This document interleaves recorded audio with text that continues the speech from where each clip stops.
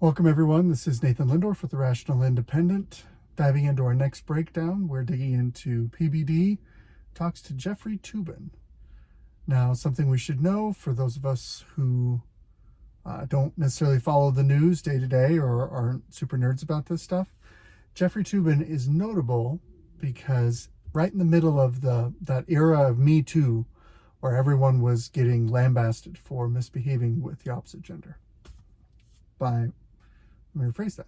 While men were getting primarily lambasted for misbehaving with the opposite gender, which frankly, if you do actually misbehave, of course you should face consequences. However, we can't ignore the fact that the Me Too movement was flawed. We'll just leave it at that for now. And this is an example of one of the flaws. Right in the middle of all of this, Jeffrey Toobin gets suspended from CNN. So he's a CNN employee and a lawyer, and he's essentially an in-house, he's like a legal contributor. So he would get on to CNN in a variety of shows and contexts to provide a bit of legal expertise or analysis, if that was pertinent to the news story of the day. And somewhat infamously, during an internal meeting, in which there were men and women present, but it was remote, so it was over Zoom, he, how do I put this delicately? He didn't turn off his camera and decided to take a break from the meeting, during the meeting, and get very excited about salacious images on the internet. Yeah, that's fair. Well, yeah, we'll leave it at that level because it's kind of gross, but unseemly might be a better word. He wasn't fired. He wasn't let go. He went through a period where he was suspended, leave of absence, something or other. Put your label on it, whatever you want. Now, he's back. He's back on CNN. He's doing guest spots. He's doing analysis. He continues to be employed. His reputation is getting rehabilitated. The organization is protecting him. When we look at any personality that makes their living presenting their opinions online or on TV, I think it's important to understand, where possible, who they are as a person. Because character is part of these conversations. The reason why society should value people of high character is that character is that integrity, that desire of a person to hold themselves to a standard of behavior, to set an example of a standard of behavior that is beneficial to society, that people look up to and want to be like. That's a good thing for a healthy society. And since the purpose of these videos is to teach us how to rationalize our own opinions, understand each other's, and have meaningful, sincere conversations, even where we disagree, and thereby build a more effective and dynamic civil society, I think part of that, an integral part of that effort, is to understand, when is someone acting in good faith versus in bad faith. We talked a little bit about bad faith argumentation when we were talking about Neil deGrasse Tyson, some of the things he was putting forth in his COVID vaccine conversation with PBD. The reason why we cover these sorts of things is because you have to have a different conversation with someone who's not arguing in good faith. And the reason why is this. You can't trust someone who has a lack of integrity, a low character, or is demonstrably acting in bad faith. And you can't really have a substantive conversation about different opinions on important issues if you can't have trust. So if you have low character or a lack of integrity, or you can be shown to be acting in bad faith, essentially that erodes the trust that is a prerequisite to having these crucial conversations. And by the way, if you ever get the chance, it's a great book called Crucial Conversations. I forget the author, but you can Google it. Fantastic read. Very, very insightful, very useful. So let's talk a little bit about Jeffrey Toobin. Here we see in the screenshot where he's about to get started, this is part of a podcast appearance. As is often the case, these personalities are authors as well. They write books, and so of course they go and do a round of media to promote their books. Sometimes it goes well, sometimes it doesn't, but it's a great It's a great way to get these thinkers that are putting their ideas out and get them in positions they're not used to being in, perhaps slightly more challenging, where they have to actually defend and articulate their positions. Because the trick is, if you are Jeffrey Toobin and you are willing to parrot the party line and you live on CNN, you're not really getting genuinely challenged. Not in the same way as if you were willing to challenge the status quo, or if you were an outsider, or if you take an establishment voice like Jeffrey Toobin and take him out of that bubble and put him in with some more independent voices. And that's where we get this conversation. And I think it is useful to dig into this conversation. It's a longer one. It's a 45-minute clip, but we're going to take it a chunk at a time. And there's some good meat in here, both on the issues as well as on the rhetoric, the rhetorical analysis. I think is useful and can be generalized to each of us as we sometimes find ourselves having these conversations. So let's get into it. Right now, with everything that's going on with the election, okay, you're seeing DeSantis, you're seeing Trump, you're seeing RFK, you're seeing Vivek, you're seeing, Gavin. Obviously Biden, Newsom was on Hannity, all this stuff. A year from the Republican debate, the general election, Republican versus Democrat, when they face each other, who do you think is going to be on that stage? Do you think it is going to be a Biden-Trump? So again, we're jumping into a conversation midstream. So let's get ourselves oriented. He's a legal and political commentator. He generally speaks and argues from the left. And so PBD is basically just looking to set the table for the conversation, saying, let's have some fun. Let's do a little wargaming, a little bit of theory. Let's talk about who we think might actually be on the two main party tickets come 2024. Certainly looks that way, yeah. Do you think there's any chance Newsom gets in there? Any Zero. chance? You're saying zero chance. Zero really? chance. Tell me why. Why do you think? Because I mean, unless Biden withdraws, there is no chance that Newsom runs against Biden. Wow. Oh, against? No, I totally agree with the against part. I agree that the against. But do you think? Okay, did you see him on Hannity? I did not see him on Hannity. By the way, he showed up. He represented. Yeah. And to me, if you think about a guy, I left California because of Newsom, because of those policies. So I'm not somebody that's sitting here saying, oh, great with these policies. I can't say that part. But if I were to say, if I have a choice between a Newsom or a Biden going on meeting with the enemy or anybody else representing the big stage, Newsom looks presidential. This is one of the reasons I respect PBD as a thinker. Here he is willing to articulate that even though he disagrees with Newsom as a politician, thinks his policies are trash, moved away from California after living there for a couple of decades because of Governor Newsom's policies. And in spite of all of that, he's willing to compliment the man for an excellent performance in an adversarial media environment. That shows that he's willing to look past partisan labels and look at the heart of the issue. And frankly, when it comes to politics, one of those issues is how effective of a communicator are you as a politician? And how effective are you when you're not in a friendly environment? President Biden can be massaged through friendly media environments. But if he was put if President Biden was put in an adversarial situation with someone who was really willing to go to the wall and challenge him, would he do as well as Governor Newsom did? That's a useful conversation to have when you're analyzing who's going to be the more successful politician. Carrying on. Biden looks like he's past that. So wouldn't Democrats want more a Newsom than a Biden? Okay, let me qualify what I was saying. I am assuming, Joe Biden has declared for re-election. He is a candidate. Assuming he remains a candidate, there's zero chance Newsom will run against him. If Biden, for some reason, were to fall withdraw, down some stairs, fall down some stairs, break his hip, what happens to people in their 80s? Yeah. Then definitely, I think Newsom might run.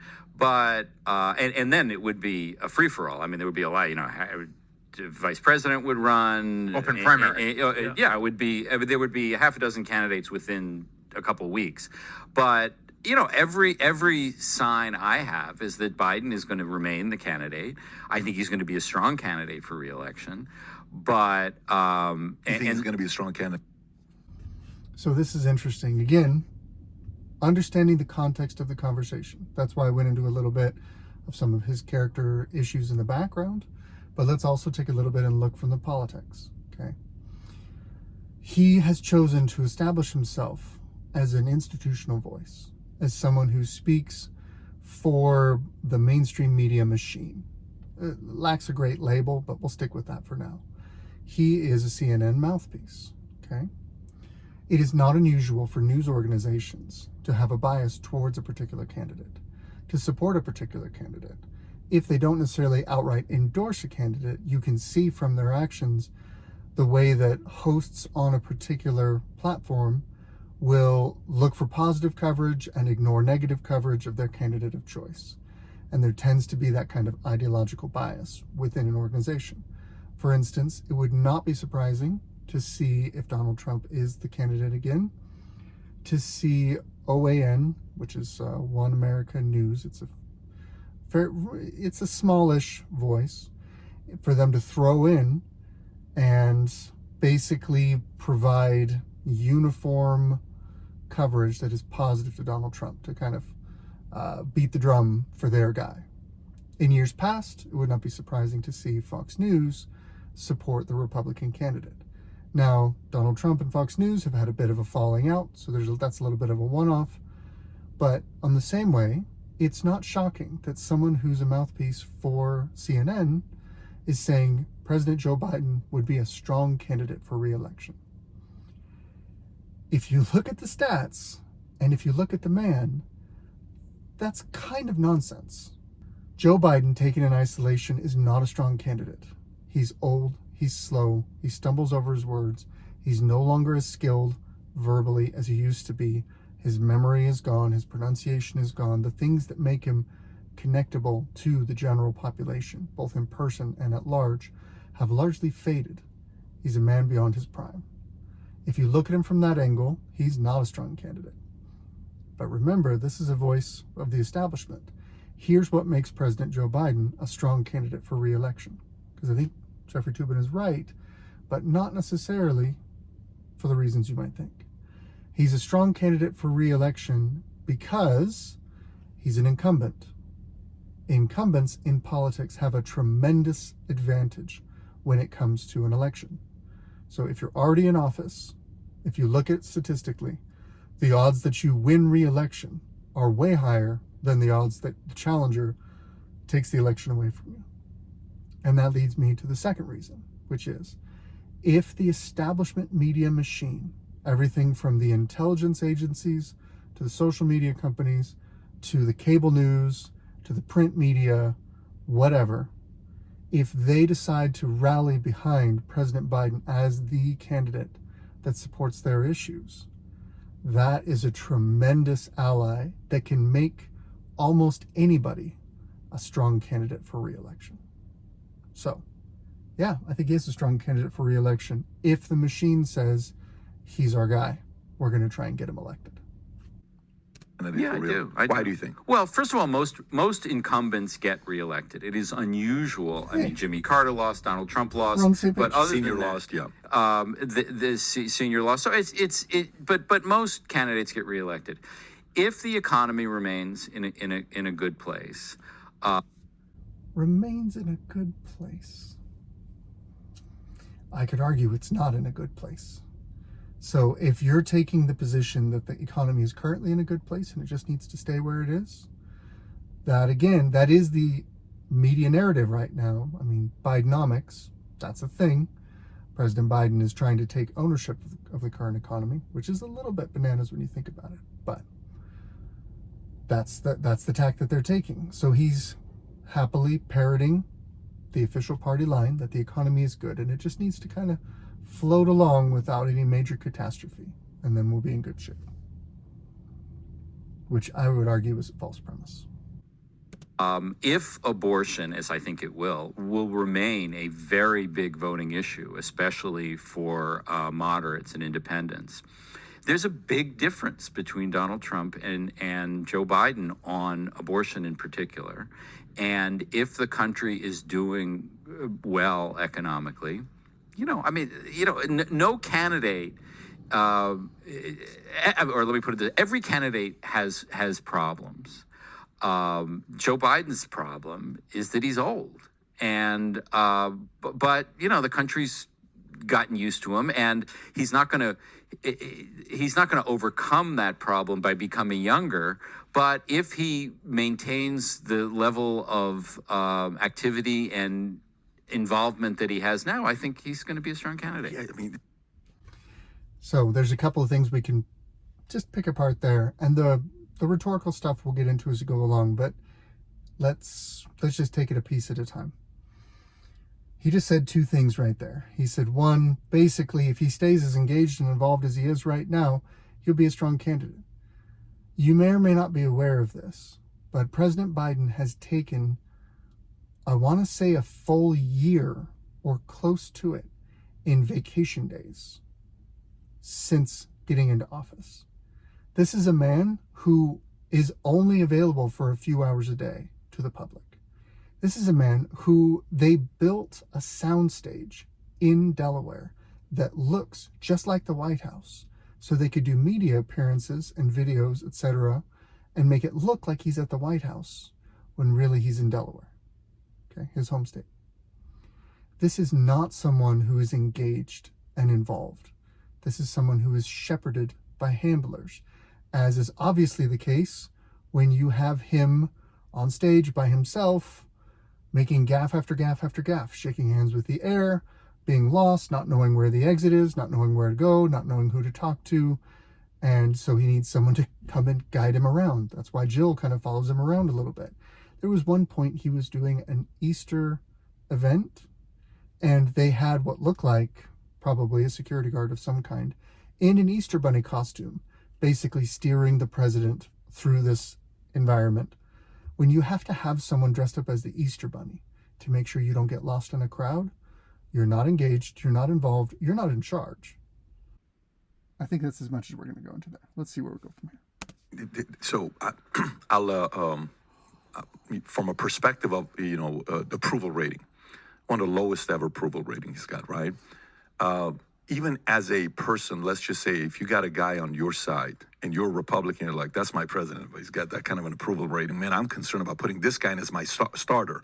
You're as a Democratic side. You got a low approval rating. The percentage of Democrats that don't want you to run, the people on media, MSNBC, CNN, that also don't want this guy to run, they would like him to step aside and have somebody else run. It's not like... So PBD will often in conversation drop in statements about the world that are actually backed up by stats and figures, but he doesn't necessarily cite those stats and figures because it slows down the conversation. But one of the things that is worthwhile when you're having a substantive conversation, and again, you have that trust in the conversation, is when someone makes an assertion as if it's fact, can they back it up? So let me take a minute and back up PBD. He just said that there are multiple voices and groups that have expressed the sentiment they don't want President Biden to run for 2024. Now, Biden's campaign and he himself has said 97% of Democrats want me to run. Well, those appear to be contradictory. But let's dig into it. We're actually asking two questions. In the stats, these are both referenced, both of these things are referencing surveys. And in the survey, effectively, we're dealing with two questions. Do you want President Biden to run for re-election? That's one question. And if President Biden is the nominee for the Democratic Party, will you vote for him? Two different questions, okay? But you can play a little bait and switch if you're not paying attention to the detail. Now, to back up PBD, he's referencing the question, do you want him to run? And a large portion of the Democrats, both in media and just the general voting group, have expressed the sentiment they don't want him to run in a survey. I forget the exact percentage, but it's high enough to be concerning. President Biden is referring to the second question, because those same people that say they don't want him to run overwhelmingly say, but if he does win the nomination, he's my guy. Party politics, pros and cons aside, we should tease those two data points apart because, again, it shows evidence that PBD is arguing in good faith, but it also shows evidence that you have verbal trickery when you're trying to twist around those answers to make them seem to make a point that they don't actually make. Like it's just a Republican Fox News or, Breitbart or whoever these guys are saying that. It's people on both sides are saying that. By the way, I have to be honest with you. If I'm a Republican, I would much rather have Biden run than Newsom run. I don't want no Newsom run. Newsom's for Newsom. I think that's. Let me give you my argument. I want to hear from you. I want you to push back. That's why you're here. I don't want you to agree. So for me, I think one of the things that some of the independents respected about Trump, they're like, where's the meeting? Who wants to do it? CNN? I'll come. That's enemy territory. MSNBC? I'll come. 60 Minutes? I'll come. I'll come. And one of the criticism with Obama was like he did that one Bill O'Reilly thing, and that was it, right? But that's Obama. Biden's not Obama. Obama can get away with that because it's Obama. Biden, he doesn't meet with the enemy. Newsom went and sat with Hannity. Hannity's good friends with Trump, and he handled it. That's got to be something where you're like, if this guy is willing to go there, sit calm, no notes, 0 notes in his hand, you have to see this, very impressive. For him to handle him that way, I'm sitting there saying, hey, listen, coach, can you put me in? Like, I can really do this thing here. I think Republicans would fear more a guy like him than Biden, but obviously you disagree with it. So that's his position. He's laid that out. He sees Governor Newsom as a stronger politician, and that might be true. However, he also loses that incumbency bump should they choose him. And there are some challenges with Newsom as a candidate. So that's an opinion in good faith. Let's see what Jeffrey Toobin says. He's got a different opinion. Let's see where we're at, and then we'll close out this video. But I'd like to hear why. Well, first of all, you have to remember, I think, how little most Americans follow politics. Gavin Newsom is probably known by 20 to 25% of the voting population. Would you say the same about DeSantis? Would you say? No, he's probably better known by now because he's been a national Newsom is ahead than Newsom is lesser known than DeSantis. I got you. Yeah, because DeSantis is running for president, and he's gotten a lot of attention. Fair enough. And also, California is perceived by most of the country as to the left of the rest of the country, and it is to the left of the rest of the country. And I also think it's important to recognize the theater of politics, and who's willing to sit with Sean Hannity and who's not. But we're going to pause right here just to kind of condense and talk about what he's saying. So his first objection with Newsom is a lack of name recognition. This is a factor in politics. It just is what it is. A lot of people vote with very little information and will walk and look at the ballot and say, I recognize that name. I don't recognize the other name. I'm going to pick the name I recognize. Just straight name recognition. That's a benefit if you have high name recognition.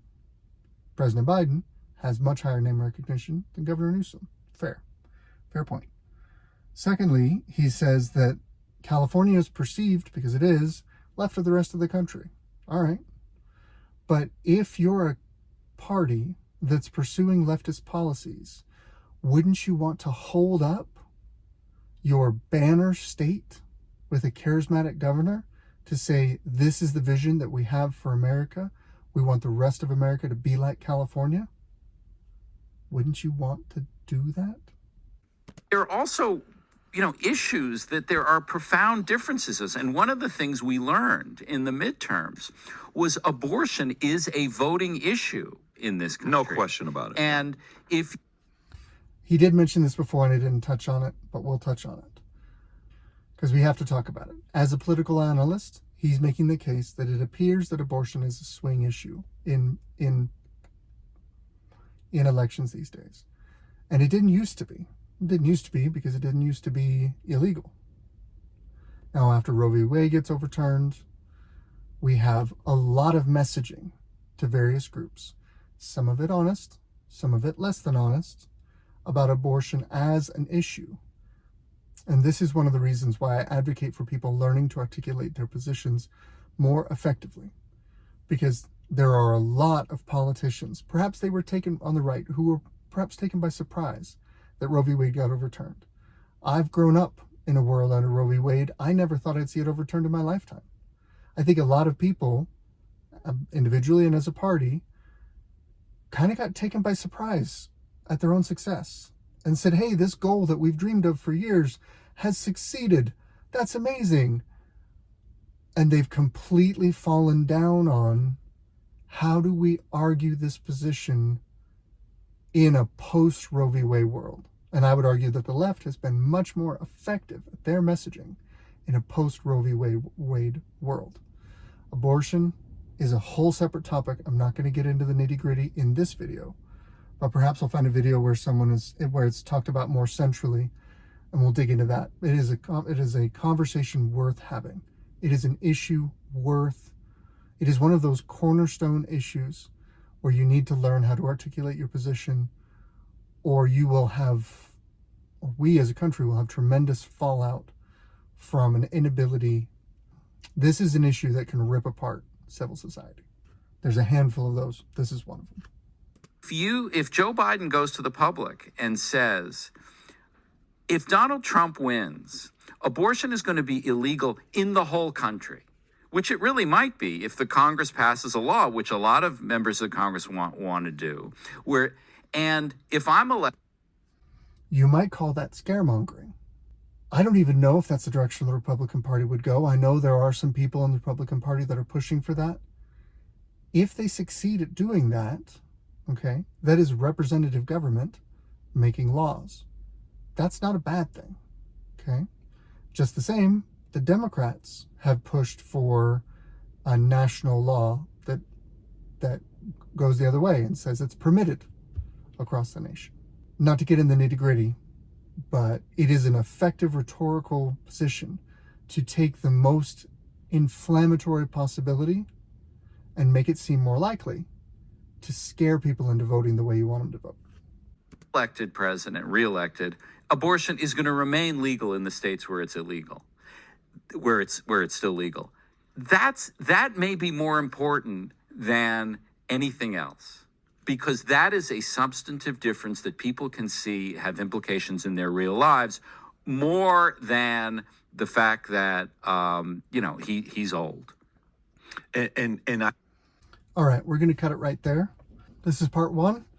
We're digging into it. They get into some more interesting back and forth, something I really want to dig into in more detail a little further in the conversation. So stick with it. I appreciate your time and your effort to engage with these topics. It could be a challenge. But everyone, good luck out there.